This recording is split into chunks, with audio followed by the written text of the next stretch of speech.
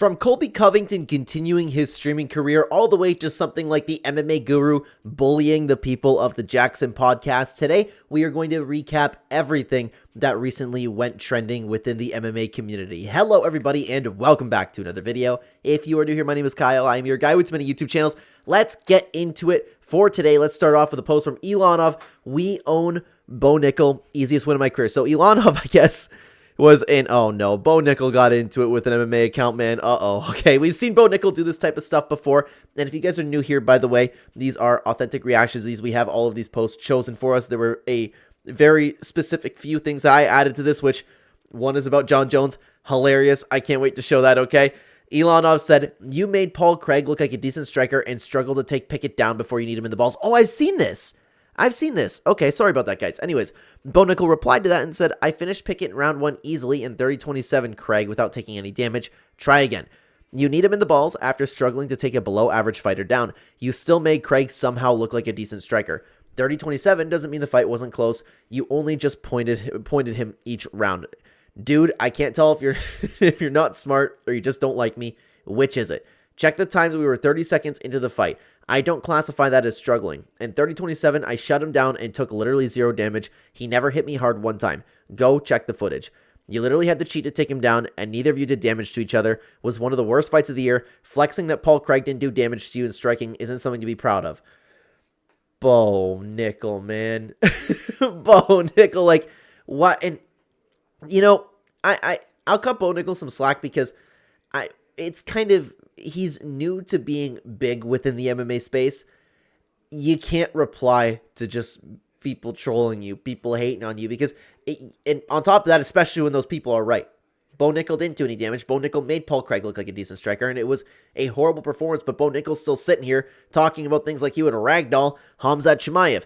Ilanov continued on and said, MMA Guru reacting to my victory over Bo Nickal. Let's see what MMA Guru had to say. Here's one. Ilanov, follower of my channel, okay? Glazes all Australian fighters, but also Shavkat. Where do you lie about JDM? That's a confusing one. Either way. Let's see what he had to say about Bo Nickal. Oh, he has it up right here. You made Paul Craig look like a decent striker and struggled to take down Pickett before you need him in the balls. That is true. I finished Pickett in round 1 easily in 30-27 Craig without taking damage. Try again. Both can be correct. What? I mean, yeah, but like, Bo's not making a point, really. You know? I don't understand. Like, Bo's just... from Bo's perspective, he destroyed Paul Craig. That's the problem with this. Both can be correct, okay? You didn't just Chimaev Jamie Pickett out there. That's not what happened, okay? And then we have, dude, I can't tell if you're smart or just don't like me, which is, he's showing that Bo Nickal had to knee Jamie Pickett in the groin. I can't even play this because I'll probably get copyrighted. Yeah, I was just worried about that too. I was gonna pause that myself. But he did knee him in the balls to get him down. But this is all good, whatever. Oh my God, he's still going? Who is he responding to, Bo Nickal? For some others. So far, you're in the UFC or MMA wrestling hasn't been very impressive and doesn't match your actual high-level wrestling credentials. Oh my God. Bo Nickal. Maybe we could take a deep dive into Bo Nickal's Twitter one day. Which kind of proves his point.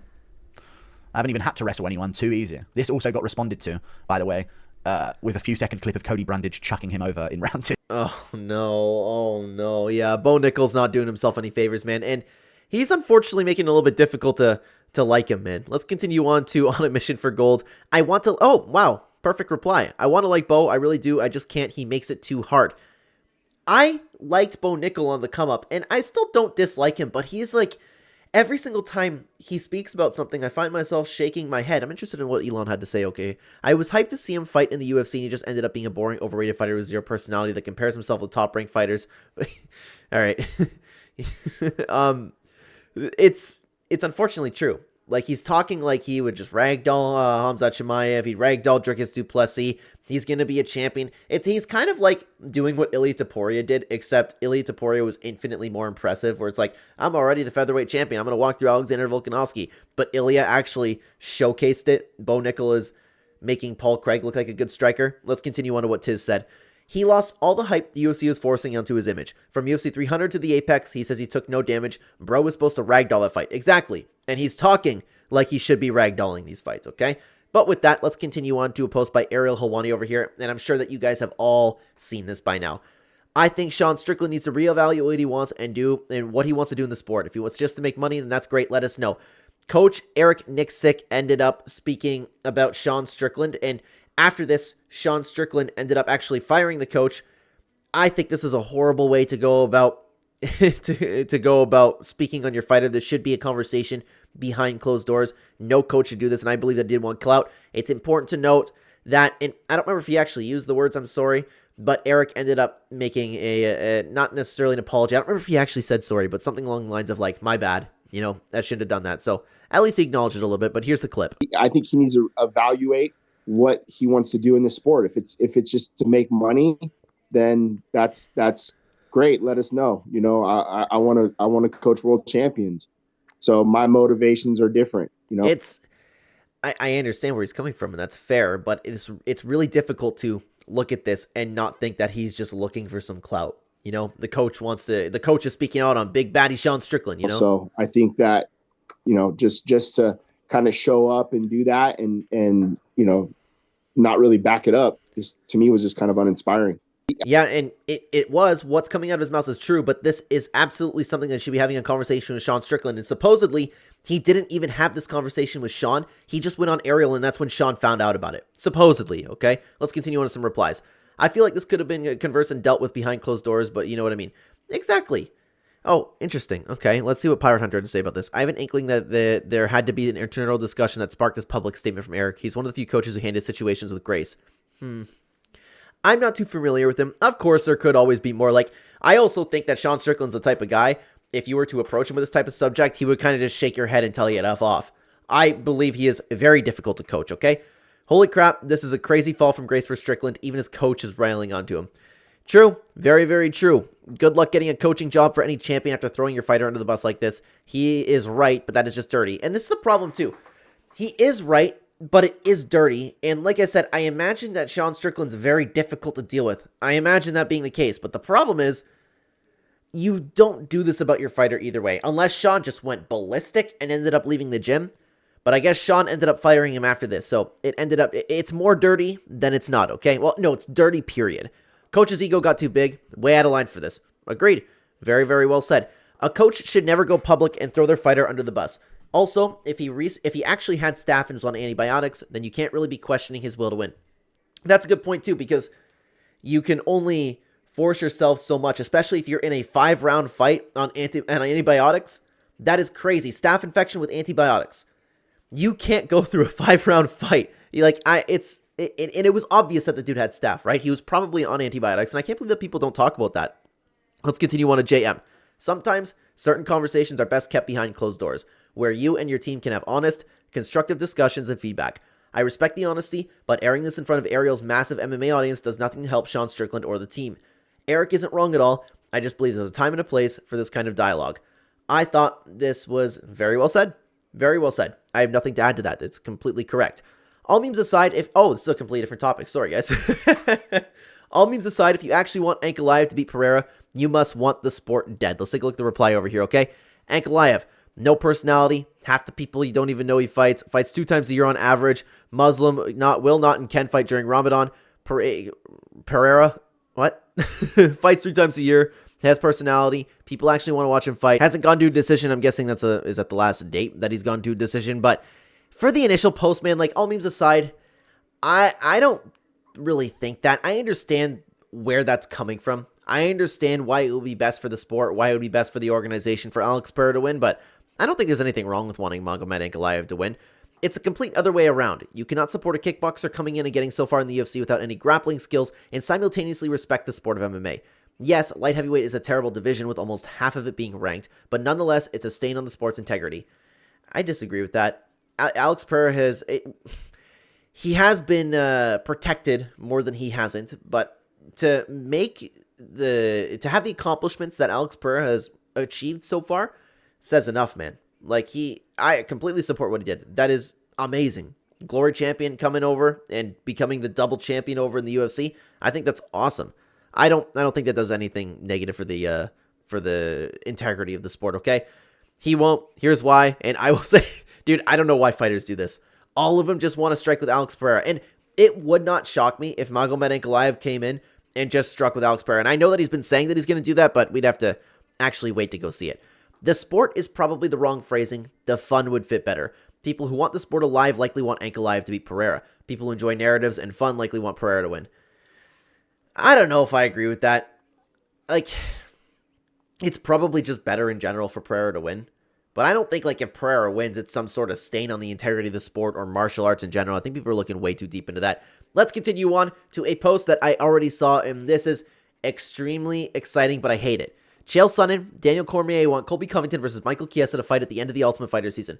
Chael Sonnen would corner Covington, Daniel Cormier would corner Chiesa. This would be supremely exciting, and I can imagine because both of them are likely going to be on the show. And guys, I don't know why people aren't excited for the Ultimate Fighter with Chael Sonnen and Daniel Cormier. Now you're going to have Chiesa and Colby Covington there. They're going to get into some bad blood. Chael's going to have some fun with Daniel Cormier. I legitimately cannot wait for that.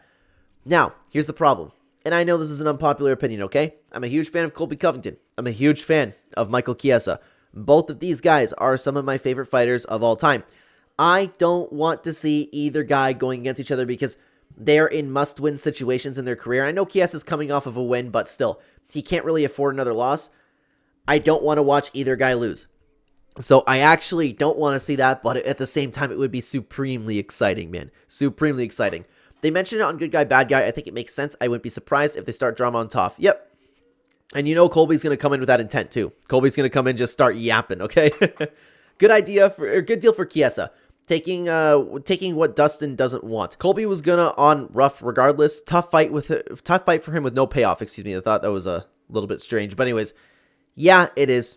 It is for Colby. And it would be a tough fight too, to be honest with you. But let's continue on with Colby Covington. Colby Covington hopes to make the transition from UFC to WWE within the next 2 years. I want to really start perfecting my craft in the WWE and the wrestling moves. A lot of people have been dogging on Colby Covington for this. This is one of the posts that I added for today. Let's see. This is a Colby Covington Q&A, and I did watch this. When is it time to go to the WWE? I would say probably like 2 years. I want to start really working on my in-ring wrestling and, my crowd-pleasing ability in the next year or two. And now, if he works on it, he can certainly do it. He does have, I will say he has the talent for it, but he is stumbling over his words a little too much to go into something like the WWE. So if he can fix that, I don't think it's a completely ridiculous dream like people are laughing at him about. Maybe I'll go up to Orlando and go to the WWE training center, but I want to really start perfecting my craft in the WWE and the wrestling moves, and hope that I can make a transition in the next year or two. And I would like to see that too. Colby Covington being a little bit more honest about what he wants to do. Like, I don't see an issue with that. I think that what his problem is, and his problem is delivering those lines, but that's something that can be fixed. Unfortunately, though, Colby Covington cannot avoid this picture no matter where he goes. Why wait 2 years, Colby Covington? Go now. I love Colby, man, but it gets me. It gets me every time. It's unfortunate. No matter what Colby does, he's not living that one down. Let's continue on to Matthew E. Roger. Colby has one of the most fumbled careers ever. Could have marketed himself better, but used his platforms to make sponsored Bang Energy posts. Doesn't fight nearly enough. Could have fought Woodley for the strap. Decided to get elective surgery instead. 2 close fights with Usman for the strap, not completely his fault. Didn't turn up against Leon. Never fought the likes of Poirier, Nate, Connor, Gaethje, Charles, or even Burns. There was a lot more that Colby could have done, and I still don't know why he was sitting out for so long, but again, no matter what Colby does, he can't escape those comments, right? Colby can barely string a sentence together, man. I can't see him in the WWE. Yeah, as of right now, there are definitely improvements to be made. Don't get me wrong, 100%. That makes sense for Colby, to be honest. I could see him make that transition after the next fight or two, unless he has some unforeseen wins. Yeah, could you imagine Colby Covington just going on a win streak? That'd be funny. Beats Chiesa, gets a high-ranked opponent, beats Shavkat Rakhmonov, gets Bilal Muhammad, and actually does what he said he was going to do. Let's continue on to ACD MMA. Valentine's Day should be spent with the person you love the most, Ilia Topuria. Yeah, and you know what's funny about this is there's going to be something that we're going to be getting into, okay, that Ilia Topuria did this week, which was wild. I've thought that this was so cringe, Ilia Topuria being like self-centered and loving himself. I thought it was so cringe. At the end of the day, it still is cringe, but I find it more funny now than I do cringe. Oh my, there's Ilia Topuria just loving himself again, I've seen this picture before. Happy Valentine's Day to everyone. Derek Lewis, Ronda Rousey, how romantic, eating some Popeye's chicken. We love to see it. Does Ilia love Ilia more than Connor loves Connor? Ilia might love Connor more than Ilia loves Ilia. That's a possibility. Serious possibility. And here we go. Ilia Topuria now on a date with Conor McGregor. How romantic. We love to see that. We absolutely love to see that. Let's continue on to ACD MMA again. Jon Jones went live on Instagram in the early hours last night at the time of posting this and was apparently talking about wanting to kill someone. You go on a trip, get pissed off, disappointed, and as a dad, you just want to kill him, and then ended the live stream. Jon Jones It was only a matter of time before Jon Jones just decided to be himself again. Listen to this. I'm sure that you guys have seen this clip by now. On a trip, you get pissed off, disappointed. And as a dad, you just want to kill him. And you could just tell that he is sloshed, man. He has had way too many drinks. What did I just say? Did I just say that? Did I just say that? Wait, what did he say? I don't know what he tried to say there. Yep, and he just ended up in the live stream. Jon Jones going live talking about killing someone drunk. Who could have thought? Oh no, Jon Jones turned over a new leaf. Jon Jones, he found God. Jon Jones is a better person. Jon Jones has learned from his past mistakes. It's finally nice to see that people are seeing through this. But I've dealt with this for so many years of actually seeing through the person that Jon Jones was, but the MMA community just refused, dude. Absolutely refused. Going live in some sort of storm in the middle of the night and slurring words that sounds like wanting to kill someone is never a good thing to see and hear. Hopefully he's all right and he's not back to his old self. I'm totally with MMA Sensei on over here. People don't change. Jon Jones has always been this guy. What do you mean? What are you talking about? His old self. His old self has never left. Jon Jones has always been a scumbag criminal who likes to hurt people and beat his wife. People don't change. All of a sudden, he'll upload a video about praying in the car. Oh, yeah, Jon Jones is great. Jon Jones went to church today. He probably went home and beat his wife that same day. Crazy, man. Until he hears Aspinall's name. Yeah. Yeah, we just need to spawn Tom Aspinall in, and then he's not he's not going to be killing anybody. He's going to be running away. Jon Jones re-entering his prime, and people just memeing it nowadays, man. If he fights again, this should be his shorts, and oh boy. Yep. The shorts of Jon Jones. Could you imagine somebody just pranks Jon Jones with a, hey, put these on. These are the only shorts we got for you. He's genuinely Homelander. I disagree with that. Because Homelander, like, had some aura. At this point now, everybody's just laughing at Jon Jones. People don't really laugh at Homelander. People get scared of Homelander, okay? Someone messed with his kid, seems like. He mentions as a dad. That's important. Bro is furious. Imagine messing with a kid and then you realize Jon Jones is the dad. That's true. But I'm still more with Froggy over here. Sounded more like irrational, drunken behavior. And with everything that Jon Jones has done in his career, am I supposed to believe that Jon Jones was, like, protecting his kid? Like, I'm sure, like, if something happened to his kid, he'd be protecting his kid. But what's more likely is Jon Jones just wanted to go out and be violent against somebody, okay? Bro saw his wife being healthy. Oh, man. Oh, man, I'm glad people are finally seeing through it. As a dad who... Exactly! That's what I'm saying! This is the perfect comment over here.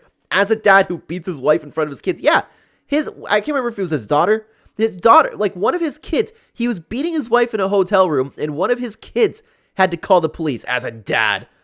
Like, come on, man. And people are still buying this stuff.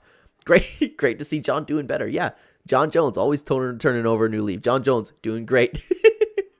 Dana White saying he's the greatest of all time. Jon Jones is the greatest fighter in the history of the sport. Oh, boy. All right. I'll leave this one for you. Poor Chaos Williams. That's I'm surprised that didn't get me more now that I'm looking at it. Man. Oh, boy. How did we not notice this? How has this not been memed? And, like, you know what? Like, I know it's funny because Chaos Williams is okay. Everything's good. Oh, my God, man.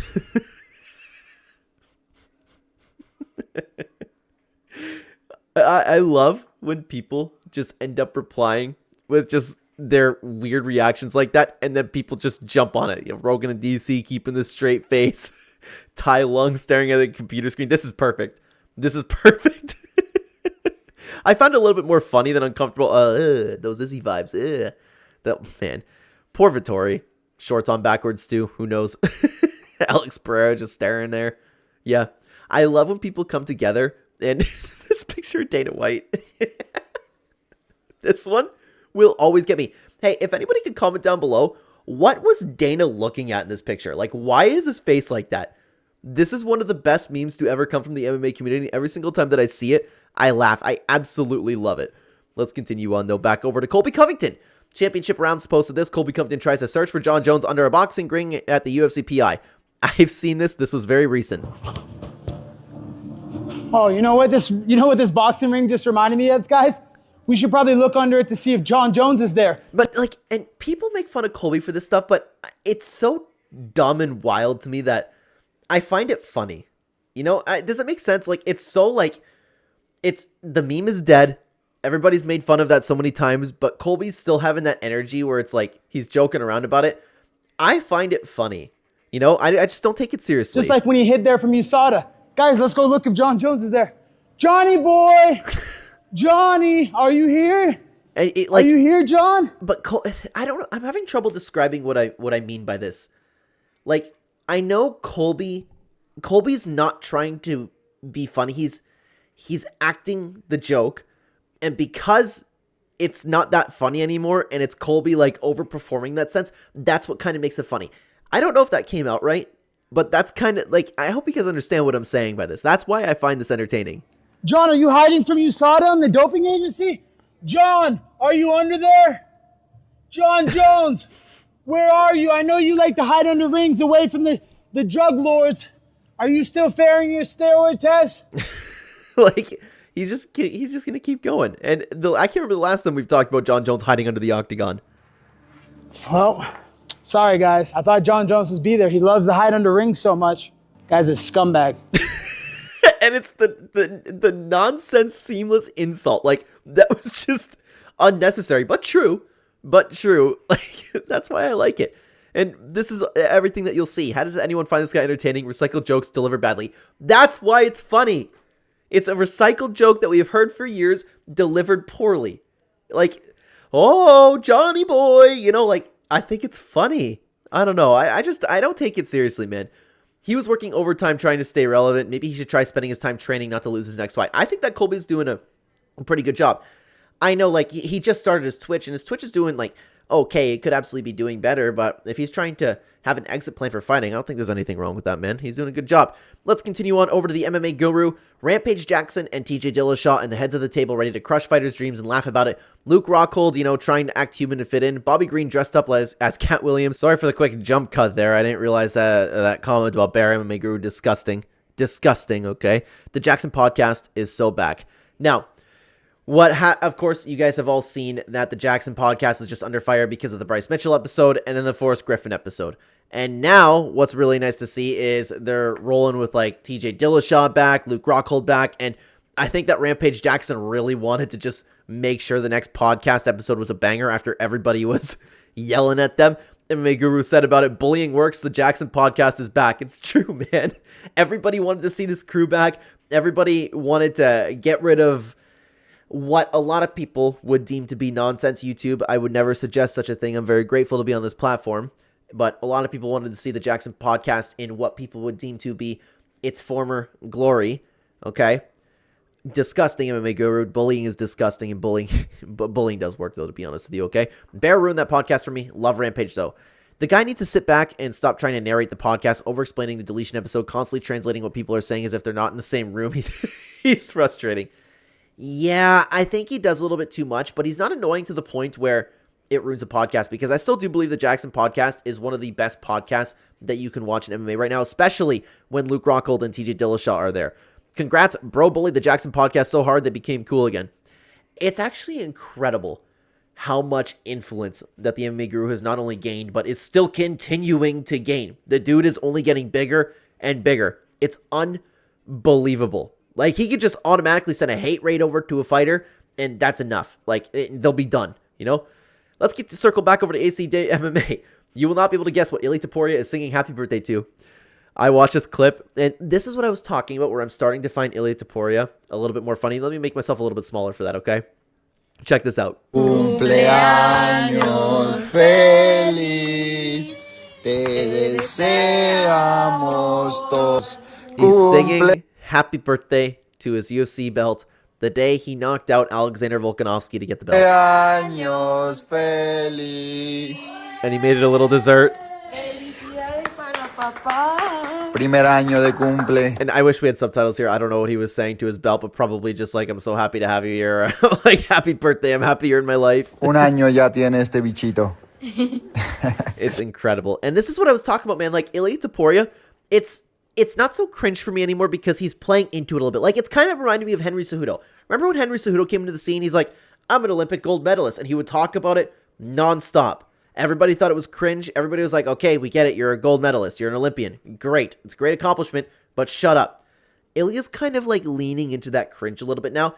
And that's why I kind of find it funny, because that's the same thing that Henry Cejudo did, except not to the same level, of course. The kid looks thoroughly unimpressed. Okay, I gotta go back and look at that. Let's see. Where's the kid? Sorry about that, guys. There we go. Where's the kid? Yeah, he does. He does. But yeah, unfortunately, there's nothing we can really say about that one, eh? But let's continue on over to the home of fight. Daniel Cormier disagrees with the way Eric Nicksick reacted to Sean Strickland's loss. Let's hear what he had to say. Okay, I haven't seen this. The only area that I think Coach Nicksick was wrong was I want to coach world champs. Not everybody's going to be a world champ. You don't get to coach all world champs. I don't believe that was the point of what he was saying, but I'll let DC expand. Coach world champions. You coach guys that might get to the contender series and lose. You coach guys that might get to an LFA title and that be it. You might get a guy that comes to the UFC, has a cup of tea, 0-2, and he's out. So you don't get to coach just world champions. I get the... No, I understand what Daniel Cormier is saying, and he's not wrong, but that's not what Eric Nicksick meant by that. Of what he's saying? Or at least I don't think so. Not everybody gets there, right? So to make that your goal, but I don't know publicly if you say that. Yeah, I think Daniel Cormier just missed the mark, but unfortunately, like, he's not completely wrong in what he was saying. And let's get into some replies over here. Polo said he clearly meant fighters that have the championship mindset. Exactly. Bro, does he coach Chris Curtis? Oh, yeah, he does. What am I thinking? Good point. Good point. Takes like an ounce and a half of brain power to understand he meant he wants to coach people who want to be champions and not exclusively champions. Yeah, sorry, Daniel. I can't really defend you on that one, but it happens, man. It happens. Oh, man, why are people being so ruthless? King of the Ring ended up replying, what an absolutely surface-level understanding. Clearly meant train people who want to be champions. Why is everybody going so hard at Daniel Cormier? The People's MMA posted this. Angela Hill is deserving of Hall of Fame as Donald Cerrone. I saw this earlier when I was getting ready to make this video. I wanted to include this because I cannot believe that this got 106.4K views. Do people seriously believe that? Now, I'm very conflicted on how I feel about Donald Cerrone in the Hall of Fame because he saved a lot of cards. He has a UFC fight record. I think it was broken by Jim Miller, but for a long time, and he was fighting the top contenders. He was one of those guys truly fighting anywhere, anybody, anytime, but he lost a lot of fights, and he went on a huge losing streak. I kind of get both sides. Like, he was a very valuable to the UFC. He's been in a lot of big fights. He did a lot of great things for the company. He was one of the faces of the UFC at some point, so I understand that, but what's Angela Hill done? Her record's like 18-14, and she has all split decision wins. Like, I know I'm exaggerating there, but you get my point. I ended up replying to that and said, well, that's crazy. That was my initial reaction. Well, that's crazy. If anybody wants to follow me over on X, by the way, you can find the link tree and the actual link to X over in the description down below. We don't just talk about MMA, we talk about everything. You know what? I'll stop it right here, guys. If you're interested in checking out any other content that we make, by the way, we don't just make MMA content. We make gaming content, Fortnite content, variety content, commenting on anything that's been trending viral, and we also make content on movie, TV show, and anime show reviews. You can check out any of that in the link tree description down below. Thank you so much for being here, guys. Let's continue on over to Smoke and Reef. I strongly disagree. Never been a top 5, never been a champ. What are you people smoking? Get out of here. I don't know if Angela Hill's ever been top 5, but if she was top 5, it was in one of the weakest divisions in combat sports history. The queen of split decisions. Sure, why not? Yeah. If we let her in, we're going to let anybody in. But the conversation does not have to end there. We have so many more clips that we can take a look at. Why don't you check out this video right here where we dive into more things that were trending in the MMA space. I'd love to have you guys over there. Thank you very much for watching. Take care.